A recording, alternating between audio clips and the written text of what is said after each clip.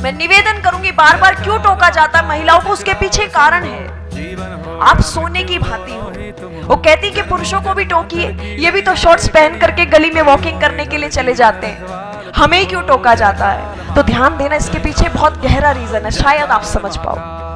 पुरुष एक लोहे की भांति है, लोहे से तुलना की गई है पुरुष की, लेकिन महिला एक हीरे की भांति है, एक गोल्ड की भांति है, सोने की भांति है। आपने देखा होगा, आप यहां से बाहर निकलेंगे, लोहा आपको कहीं भी पड़ा मिल जाएगा। जहां कहीं भी आपको पता चले कि लोहे का काम यहाँ होता है, तो दुकान से बाहर पड़ा हुआ है, कहीं भी रास्ते में पड़ा हुआ मिल जाएगा, उसकी कोई देखरेख के लिए सिक्योरिटी वगैरह नहीं है। लेकिन जब आप कोई ज्वेलरी खरीदने के लिए जाते हो गोल्ड और डायमंड की, तब भी यही स्थिति होती है क्या?